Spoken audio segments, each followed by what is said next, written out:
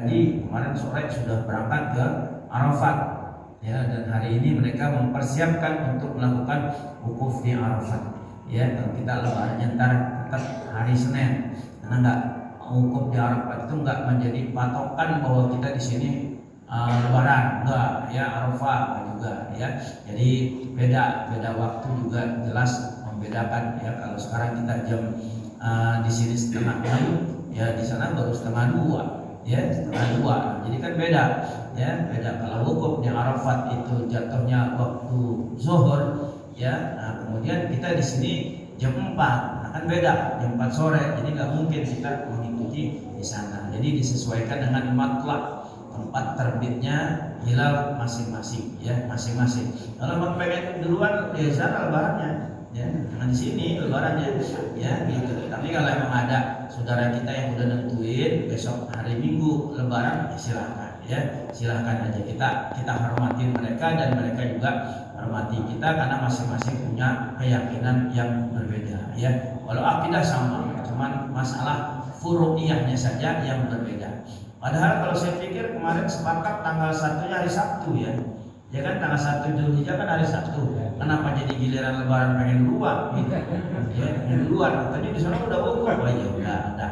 Jadi kalau kita orang-orang Ahlus Sunnah wal Jamaah itu tidak menjadi patokan wukuf, ya. Jadi hari ini kita masih tarbiyah. Ya, apa itu tarbiyah? Nah, tarbiyah itu dari kata rawa yurawi tarbiyah. Ada yang mengartikan bahwa itu adalah bekal, ya, artinya bekal. Karena jamaah haji itu mempersiapkan bekal minuman yang banyak, ya, untuk nanti pada saat mereka wukuf di Arafah, kemudian juga mabit di Muzdalifah dan melontar jumroh. Nah, itu artinya tarwiyah, memperbekali air yang banyak. Nah, ada juga menurut Syekh Fakhruddin bahwa tarwiyah itu artinya tafakkur. Ya, tafakur itu artinya merenung, berpikir. Karena Nabi Allah Ibrahim alaihissalam pada malam ke-8 dia merenung, dia berpikir. Karena dia mendapatkan mimpi perintah Allah Subhanahu wa taala untuk menunaikan nazarnya. Dalam mimpinya tuh, ya, Nabi Ibrahim disuruh, "Hai Ibrahim, tunaikan nazarmu. Tunaikan nazarmu, tunaikan nazarmu." Nah, nazarnya apa dia? Nazarnya Nabi Ibrahim itu dia bernazar ingin menyembelih putranya Ismail. Nah, kenapa dia nazarnya ingin menyembelih putranya? Jadi ceritanya, ya, nggak apa-apa ya, kita ceritain dulu, ya. Nah, Nabi SAW pernah bersabda, "Ana ibnu Zabihain." Aku adalah putra dari 2 orang korban. Ayahku yang pertama adalah Abdullah bin Abdul Muttalib, yang telah dijadikan kurban, dijadikan tumbal, dijadikan sembelihan oleh kakekku Abdul Muttalib. Ya, nah itu juga karena nazar. Ayahku yang kedua Ismail bin Ibrahim alaihi wassalam, ya, di mana Ismail telah dijadikan kurban oleh ayahnya sendiri Ibrahim, itu juga karena nazar. Jadi 2 ayah Nabi ini dijadikan korban, dijadikan tumbal itu karena nazar. Abdul Muthalib itu bernazar apa? Abdul Muthalib ini kerjaannya memberi jamuan kepada orang-orang yang berkunjung ke Ka'bah, orang-orang yang tawaf. Nah, karena dia menganggap bahwa kerjaan itu adalah kerjaan orang yang mulia, ya, memberi jamuan, makanan, minuman kepada orang-orang yang tawaf di Ka'bah. Nah, dia bernazar, "Ya Allah, kalau nanti aku dikasih anak laki-laki banyak, ya, kemudian mereka bisa menggantikan posisiku sebagai orang yang memberi jamuan makanan kepada, ya, mereka orang-orang yang tawaf di Ka'bah, maka salah satu dari putraku akan aku jadikan tumbal, akan aku jadikan korban buat dewa-dewa yang ada di Ka'bah." Ya, nah, nazarnya ini, ya, dikabulkan oleh Allah Subhanahu wa taala. Dikasih anak laki-laki banyak, 10 orang laki-laki. Nah, akhirnya karena Abdul Muthalib ini karena dia merasa sudah dikasih anak 10 orang laki-laki, kemudian nazarnya dia ingin laksanakan. Diundilah 10 anaknya tersebut, ya. Nah, yang keluar kebetulan nama Abdullah bin Abdul Muthalib, ayah Nabi, ya, nah, keluar nama Abdullah. Kemudian dipersiapkan untuk dijadikan tumbal di tengah patung besar yang namanya Hubal. Ya, patung besar namanya Hubal itu yang dulu Nabi Ibrahim pernah menghancurkan patung-patung kecil, kemudian kapaknya ditaruh di leher patung yang besar. Itu namanya patung Hubal paling besar. Nah, sudah dipersiapkan, ingin dilakukan penyembelihan terhadap Abdullah. Nah, tiba-tiba kakak-kakaknya Abdullah ini seperti Abdullah, Hamzah, ya, Abbas dan yang lain-lainnya ini bilang sama ayahnya, ayah, apa nggak ada cara lain agar adik kami ini Abdullah jangan disembelih? Coba dong ayah, cari tanya solusinya kepada para ulama agar ya Abdullah ini nggak disembelih. Ada nggak jalan yang lain untuk membayar nazar ayah tersebut? Akhirnya Abdul Muthalib ini berpikir juga, dipikirin, dia tanya para ulama-ulama waktu itu, akhirnya sepakat bahwa ulama yang menjawab pertanyaan Abdul Muthalib itu mencari solusinya, mereka bilang begini, mendingan undi Abdullah dengan 10 ekor onta. Kalau setelah diundi masih keluar nama Abdullah, tambah 10 ekor onta lagi. Masih keluar nama Abdullah, tambah lagi 10 ekor onta. Nah, diundilah Abdullah dengan 10 ekor onta. Begitu diundi keluar nama Abdullah, tambah lagi 10 jadi 20. Ya, diundi Abdullah dengan 20 ekor onta. Masih keluar nama Abdullah, tambah lagi 10 ekor onta jadi 30. Diundi lagi Abdullah dengan 30 ekor onta. Ya, keluar nama Abdullah lagi. Nah, kemudian tambah lagi 10 jadi 40. Sampai onta itu berjumlah 100 ekor. Nah, setelah 100 ekor baru ya undian itu keluar atas nama 100 ekor onta. Abdullah selamat. Ya, itu ayah Nabi yang pertama yang dijadikan kurban, ya, sembelihan atau korban yang diganti dengan 100 ekor onta. Nah, ayah Nabi yang kedua adalah Ismail bin Ibrahim alaihi wassalam, yang dimana Nabi Ibrahim juga bernazar. Nazarnya apa? Jadi Nabi Ibrahim ini setiap tahun kalau dia berkorban itu 100 ekor onta, 300 sapi, ya, dan 1000 ekor kambing. Tunggak tanggung, ya, nggak tanggung-tanggung tuh. 100 ekor onta, 300 ekor sapi, 1000 ekor kambing. Nah, orang-orang banyak yang mempertanyakan, Ibrahim luar biasa kalau dia udah korban tuh, nggak tanggung-tanggung segitu banyaknya. Sampai iblis pun menggoda, setan menggoda, Ibrahim, kau ini kan Khalilullah, kekasih Allah. Ya, kalau berkorban kayak begitu banget, nggak tanggung-tanggung. Nah, disitulah mulai, ya, keluar, ya, artinya sifat kemanusiaannya. Apa kata Nabi Ibrahim? Ini belum seberapa, ya, belum seberapa. Aku nggak punya anak. Kalau nanti aku dikasih anak, kemudian Allah perintahkan aku untuk menyembelih anakku sebagai bukti taatku kepada Allah, akan aku sembelih anakku. Oh, itu nazar, ya, nazarnya begitu. Kalau nanti aku dikasih anak, terus aku diperintahkan untuk sembelih anakku, aku sembelih. Nah, maka dari nazar tersebut Nabi Allah Ibrahim di malam ke-8 itu diminta untuk tunaikan nazar wahai Ibrahim. Nabi Ibrahim berpikir, makanya namanya tarwiyah, tafakur, merenung. Kok saya disuruh nyembelih anak? Dari nggak punya anak, pengen punya anak. Begitu punya anak disuruh sembelih. Dipikirin terus tuh. Malam ke-9-nya mimpinya sama. Hai Ibrahim, tunaikan nazarmu. Ya, kau ingin menyembelih putramu, tunaikan nazarmu. Nah, baru Arafah dia tahu, oh ternyata mimpi itu bukan sekedar kembang tidur, tapi mimpi itu harus dibuktikan, karena itu adalah nazar Nabi Allah Ibrahim alaihissalam. Ya, ini beda hanya untuk Nabi saja. Ya, akhirnya Nabi Allah Ibrahim alaihissalam mempersiapkan segala sesuatunya untuk mempersembahkan Ismail sebagai korbannya. Ya, tapi karena Nabi Allah Ibrahim sudah membuktikan dengan nyata bahwa ya itu adalah perintah Allah Subhanahu wa taala. Nah, pada saat udah diletakkan itu pisau di leher Ismail alaihissalam, kemudian Allah angkat Ismail, diselamatkan oleh Allah Subhanahu wa taala. Lalu yang disembelih itu bukan Nabi Ismail, tapi adalah satu ekor kambing kibas yang sangat besar.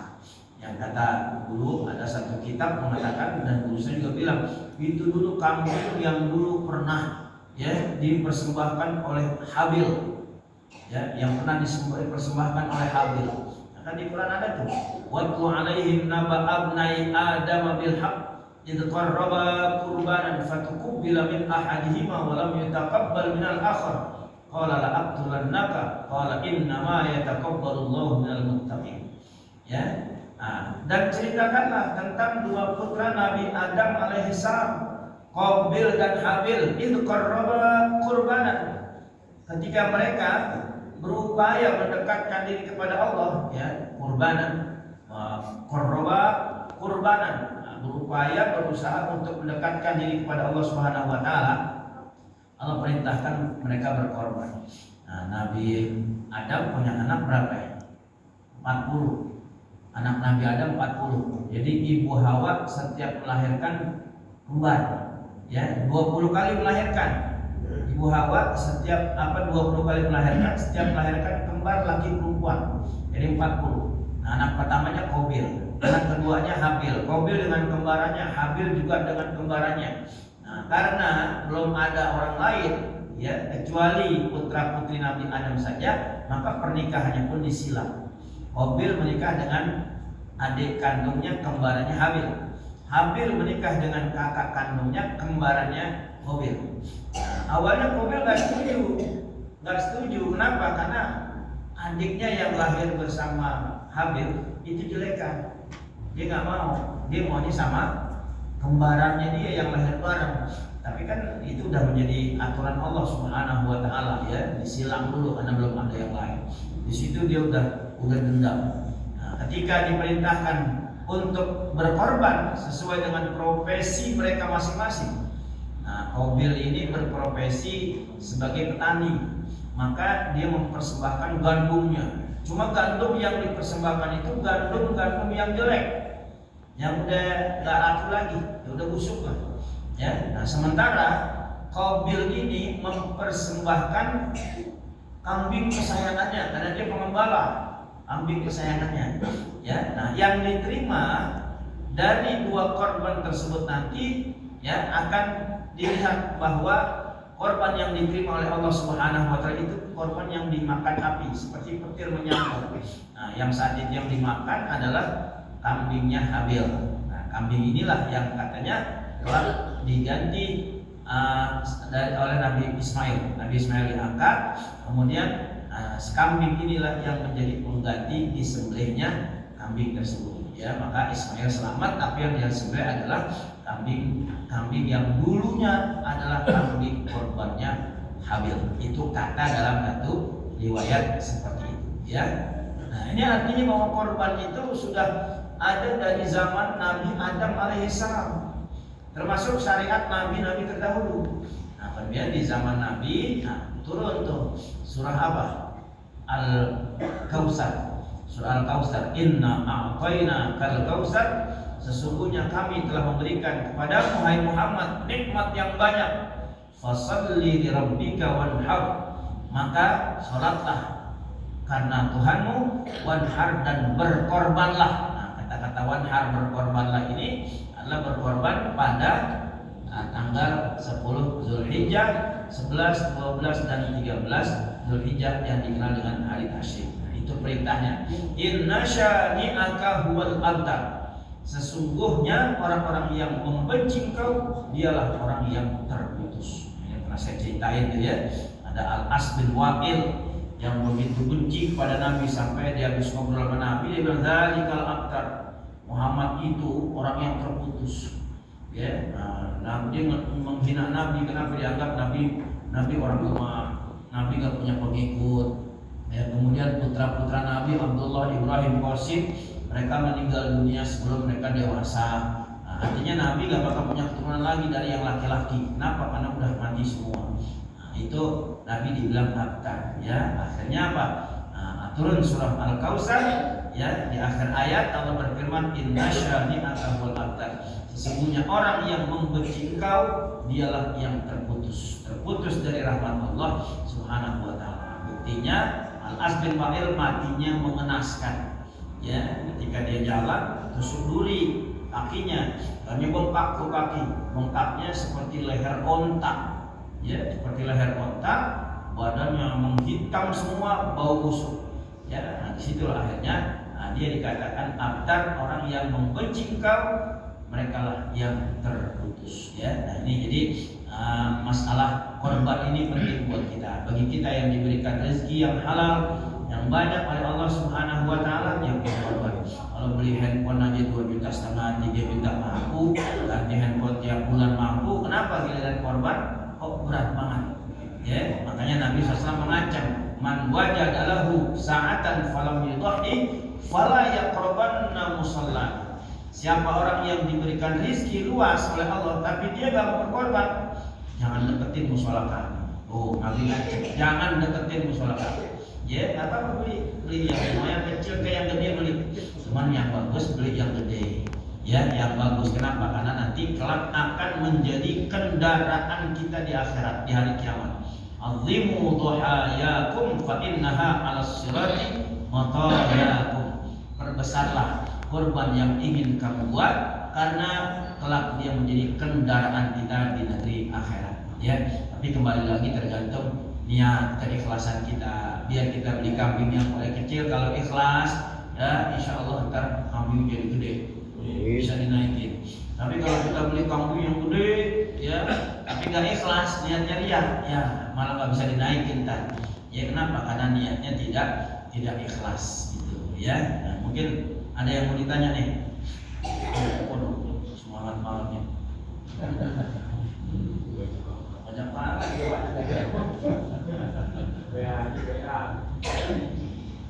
Karena tadi saya sebelum tidur minta kalau jelasin korban dikit ya. Pak Ustadz, saya mau tanya, bolehkah uang kas masjid dipakai buat biaya korban?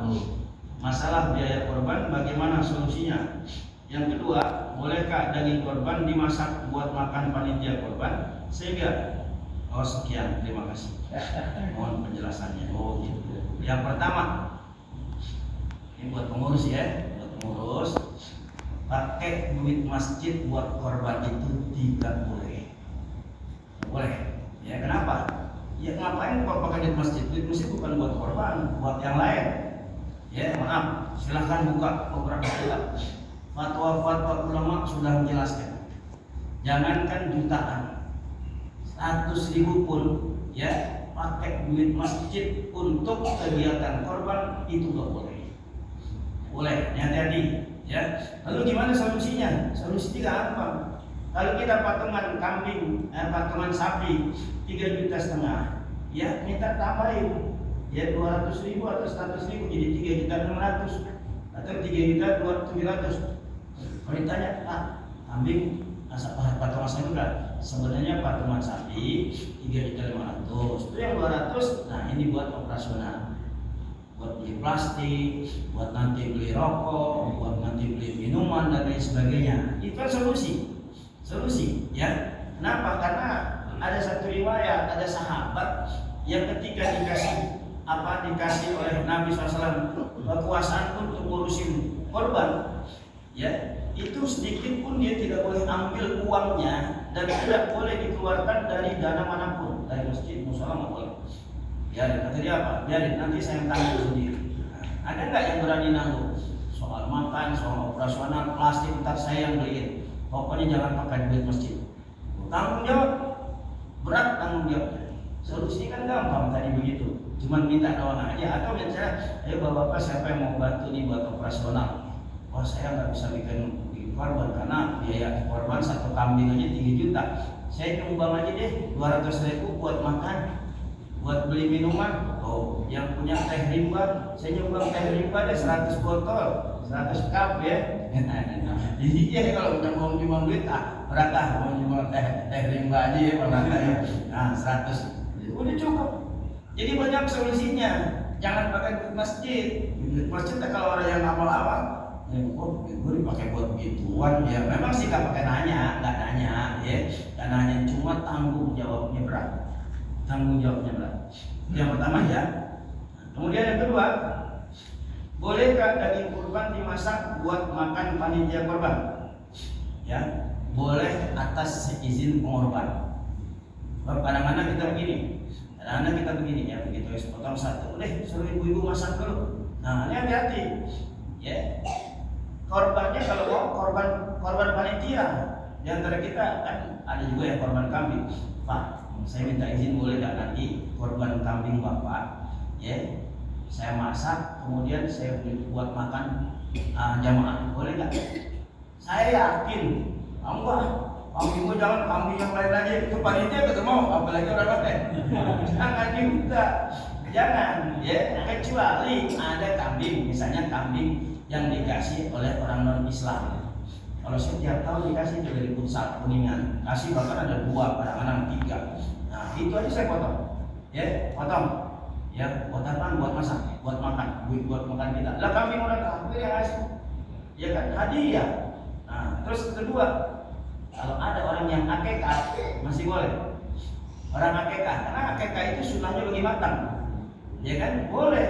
Nah, kalau suka dipakai nggak dipakai itu udah usah pakai berzani ya. Kalau mau berzani jangan dikasih pada saat kurban, bikin aja di rumah. Gitu, itu salah kasih, salah alamat.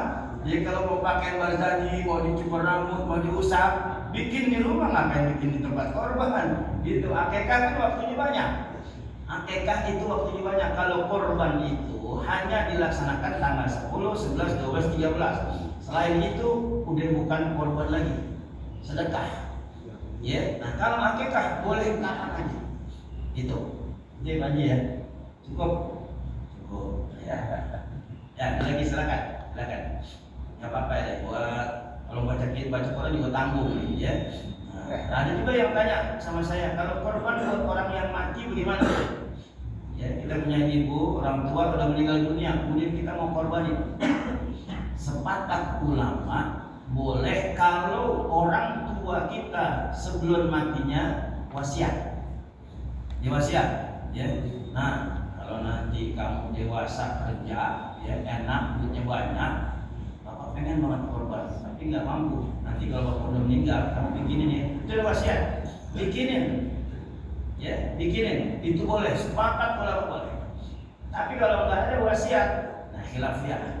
Ada ulama yang memperbolehkan, tapi niatnya dikasih pahala. Saya niat korban buat saya, pahalanya buat ibu saya atau bapak saya yang udah meninggal, pahalanya. Tuh, ya pahalanya. Dan korban menurut Imam Syafi'i itu 1 orang 1 ekor kambing. 1 orang 1 ekor kambing. Jadi 1 orang 1 nyawa. Ya, jangan maaf ya, ini kan ada orang yang ngikutin Nabi. Nabi bilang begini, saya korban 1 ekor kambing untuk diri saya, untuk keluarga saya, dan untuk umat saya yang belum berkorban. Jangan disamain, itu Nabi. Ya, Nabi kalau Imam Syafi'i tetap mengatakan bahwa afdolnya, bahkan ada sebagian ulama berpendapat Imam Syafi'i itu wajibnya 1 orang itu 1 ekor kambing. Ya, ini kita udah kambing kecil, kambing 2,5, ini buat korban buat keluarga gua pelit banget. Kayaknya nggak rugi gitu ya, keluarga ini disebut. Ya, 1 orang dulu. Ya, karena tujuan korban itu memang sebenarnya buat orang yang hidup, buat orang yang masih hidup, tapi bukan nggak boleh buat orang yang mati. Yang udah mati boleh, ya. Niatkan pahalanya buat orang yang sudah mati, atau diikut sertakan seperti tadi misalnya nih ya. Kalau memang itu pahamnya mau ikut yang dasar Nabi kan, itu kan Syahri Jabir pernah bilang, ya, Nabi berkorban 1 ekor kambing untuk dirinya, untuk keluarganya, dan untuk umatnya. Nah kalau di situ dimasukkan orang tuanya yang sudah meninggal masih boleh, tapi pahala, ya pahala gitu. Nah makanya ini hati-hati juga. Jadi jangan sampai kurban kita nanti nggak diterima oleh Allah Subhanahu Wa Taala. Nah ini perlu diperhatikan. Dan juga hati-hati kalau lagi korban, panitianya banyak. Kayak promosi jarang, tapi panitianya banyak. Dari mana-mana pada datang. Nah itu bukan maaf ya, bukan di sini kali ya, di tempat saya. Benar, ini di tempat saya tuh gitu. Sama ya. Kalau di tempat saya, memang saya harus tegas. Kenapa? Karena kadang-kadang, maaf ya, saya sih nggak tahu kalau kondisi di sini. Ya, kalau di saya itu dulu sebelum saya jadi ketua panitia, ya itu datang bawa karung kosong. Begitu pulang, bawa karung, masih tulang sih emang. Tapi tulang masih bilang dagingnya orang dia yang motong, Nah sekarang nggak bisa, ya. Sekarang nggak bisa. Yang bukan panitia saya batasin, panitia 20-30, ya. Nah, ini enggak kalau sampai 100 kan bukan panitia tuh, takutnya rampok. Iya, lalu begitu kadang-kadang bukan apa-apa. Ya, dia satu, ini cakep dia dagingnya. Nah, pulang bawa bungkusan banyak. Panitia harus tegas, panitia harus berani. Makanya maaf, boleh tanya di masjid saya. Kalau saya udah diri, itu apaan tuh di belakang? Udah maaf besar maaf. Nggak bisa, ntar ada jatah lo ntar. Iya, panitia nggak boleh nganggap. Ya, ambil zakat aja kan kagak boleh. Ini panitia korban tuh. Ini jangan dibagi. Sebenarnya ntar ada jatah khusus hadiah tuh ya. Hadiah, ini perlu diperhatiin juga. Jangan sampai ntar korban orang sia-sia. Ya kalau yang udah korban sih niatnya ikhlas, insya Allah sampai. Cuman kita yang salah pengurusannya, ya, yang salah pengurusannya ini berapa? Tanggung jawab kita di hadapan Allah berat, ya berat kita tanggung jawab. Ya. Ini, saat kalau ada yang nanya. Adanya kemarin ada yang berkorban, tapi nggak mau nyebut nama aja kayak orang sedekah, itu modelnya. Itu dengan hamba Allah aja gimana Ustaz? Iya Bu, kalau dia nggak mau nyebut nama ya udah hamba Allah. Terus yang kedua untuk jeroan kebanyakan ditinggal Ustaz nih. Terus gimana Ustaz kalau misalnya nggak dipakai? Ya nggak masalah. Sekarang ada yang mau ngurusin nggak? Kalau saya ada yang nampung satu apa itu mobil kol, Ustaz jeroannya buat saya silakan. Beli nggak mudah, ambil aja besarkan mau jual jeroan. Yang pokoknya mau potongan-potongannya bawa. Nanti dibawa ke Bogor tuh, sama dia dicuci di sungai. Tiap tahun seperti itu. Nggak apa-apa, kasih aja. Kalau emang ada orang kita yang mau ngurus, bagus. Karena walau bagaimanapun korban orang itu jangan sampai sia-sia. Ya, jangan sampai sia-sia, harus dibagikan semua. Gitu ya. Nah, tapi kalau emang ada yang mau nampung, silakan juga. Ada yang mengurus, cuman kan kita tempatnya di mana? Kalau kambing mungkin kecil ya, tapi kalau kerbau sapi kan itu kan kotorannya aja juga, ya repot juga. Ya, itu teknis panitia, teknis panitia. Kalau bisa dibersihin, ya dicincang, dicampur dengan daging, nggak apa-apa. Ya, kalau kulit jangan. Kalau kulit kambing dicincang ya malah rusak daging kambingnya. Ya, gimana tuh kulit biar bisa diolah jadi duit? Nah, siasatin. Kan yang nggak boleh jual kulit adalah orang yang korban. Ya kan? Ada di kitab tuh. Ya, yang mudohi itu orang yang korban. Saya kasih kambing gitu Pak, saya korban ya. Ntar kulitnya buat saya jual. Nggak boleh itu.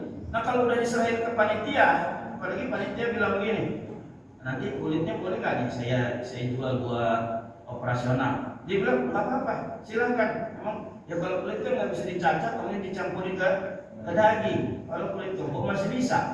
Nah kalau kulit kambing, kulit sapi agak susah. Ya sudah. Nah itu boleh. Ya tapi disiasati. Ada yang tanggung jawab untuk ngurusin kulit. Iya Pak Yusuf. Korban mengatasnamakan instansi atau kantor. Boleh aja sih, cuman instansi kan atau kantor kan bukan nyawa ya, bukan nyawa. Nah itu yang begitu tuh boleh dimasak tuh. Nah, masak aja udah dagingnya, ya iya masak. Kalau emang itu sapi atau kerbau itu udah dimasak misalnya berapa persennya dimasak, nah nanti itu buat panitia tuh. Buat tambahan panitia, itu kan kadang-kadang panitia kan pengen banyak pulang ya. Balik jauh-jauh ya, jauh-jauh dari Bogor datang masih bungkus doang. Masih karung ya. Maaf ada yang begitu kan? Iya. Nah, yang dari situ nggak apa-apa kita lebihin tuh, ya. Ya pokoknya dari instansi kagak ada namanya kan. Udah itu aja potong buat makan. Nah, nanti buat bagi-bagi panitia kan gitu. Jadi panitia juga senang juga, orang-orang yang ngebantuin senang, alhamdulillah. Jadi dia nggak nyolong. Iya, nggak nyolong. Iya kan kalau dia ngumpetin ngetin kan namanya nyolong. Iya kan? Ya hati-hati, panitia harus tegas. Siapa ketua panitianya? Keliling muter. Ya dari ujung ke ujung, bukannya kita ini bukan. Ini dalam rangka tanggung jawab punya orang, gitu. Ya. Ya. Ya Pak. Oh iya. Kalau para sapinya gimana? Sama kalau emang bisa dicacat, dicacat. Karena hilang aja gitu. Aduh hilang. Tanggung jawab. Yang hilang panitia tanggung jawab. Kalau bisa dicacat, cacat. Ya. Pokoknya memang harus kecuali kulit. Kalau kulit nggak mungkin. Kalau pala kan mungkin. Siapa yang bilang nggak bisa dicacat? Bisa cacat asal rapi, bisa. Ya. Nah, sekarang solusinya misalnya, aduh, pala nggak ada yang mau nyacat. Udah, palanya anak bayarin, duitnya buat anak yatim. Masih boleh. Duitnya buat anak yatim. Ya, buat anak yatim jelas, bukan buat panitia. Ya, panitia solusinya ntar itu aja. Solusinya dari duit beli patungan lebihin 200 atau pada saudara kita yang udah ntar kalau soal makan minum ada tanggung jawab. Nah, itu bagus tuh. Ya, bisa jadi dia lebih pahalanya lebih gede tuh. Lebih gede, ya. Nah, jadi berkorban itu penting.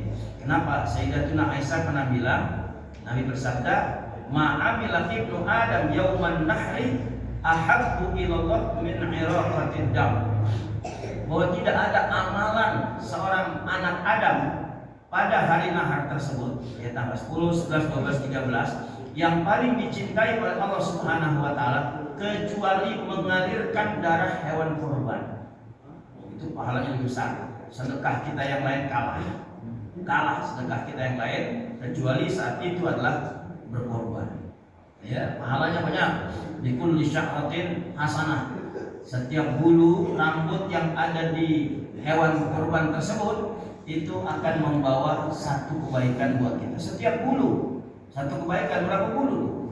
Likulli qatratin dam hasanah. Setiap tetesan darah ya dari leher itu hewan itu juga akan membawa satu keberkahan, satu kebaikan nanti di hari kiamat. Setiap tetesan, ya bahkan itu juga bisa menjadi kendaraan kita nanti di hari kiamat. Ya, baik. Saya rasa cukup sekian. Mohon maaf tidak baca Al-Quran ya, karena ini juga penting buat kita biar nanti pada saat pelaksanaan hewan kurban kita bisa lebih maksimal, ya lebih baik lagi ya. Jangan sampai nanti ya banyak kejadian-kejadian yang tidak kita inginkan ya. Karena tadi kalau duit masjid dipakai, orang yang nyumbang ke masjid juga buat gituan sih, gua malas besok nyumbang lagi ya, yang gitu ya. Nah, baik, mudah-mudahan ada manfaat. Amin. Dan Allah berikan kita rezeki yang banyak, berkah, bisa melaksanakan ibadah haji ke Baitul Haram, ziarah ke makam Rasulullah Sallallahu Alaihi Wasallam, dan bisa membeli hewan korban buat diri kita dan juga orang-orang yang kita cintai. Satu pesan guru saya dulu, kalau kita pengen korban, misalnya anak kita bandel, nggak nurut sama kita, nggak mau ibadah kepada Allah, nah kata guru saya, nah, coba buatin korban, niatin bunuh watak-watak kebinatangan anak saya. Ya Allah, saya membeli hewan korban ini untuk anak saya Fulan bin Fulan agar watak-watak kebinatangannya dibunuh. Watak malesnya nggak mau ibadah, nggak mau kerja, ya. Sampai dia bilang begini, kok orang malas diomelin mulu ya, padahal kan dia nggak ngapa-ngapain. Orang malas diomelin mulu, padahal kan dia nggak ngapa-ngapain. Dia nggak malas ibadah, pokoknya udah macam-macam kerjaannya. Nah itu korbannya, niatin saya ingin membunuh watak-watak kebinatangan seperti saya membunuh kambing ini, gitu ya. Nah, mudah-mudahan ada manfaatnya. Al-Fatihah. Bismillahirrahmanirrahim. Alhamdulillahi Rabbil Alamin, Ar-Rahman Ar-Rahim, Maliki Yawmiddin, Iyyaka na'budu wa iyyaka nasta'in, Ihdinas siratal mustaqim, siratal ladzina an'amta 'alaihim, ghairil maghdubi 'alaihim waladdallin. Rabbana anfa'na bima 'allamtana علمتنا رب علمنا الذي ينفعنا إلهنا بجاه النبي محمد صلى الله عليه وسلم أكرمنا بالعلم النافع والرزق الحلال وارزقنا من حيث لا نحتسب دعوهم بها سبحانك اللهم وتحياتهم بها سلام وآخر دعوانا أن الحمد لله رب العالمين. Terima kasih dan mohon maaf. Assalamualaikum warahmatullahi wabarakatuh.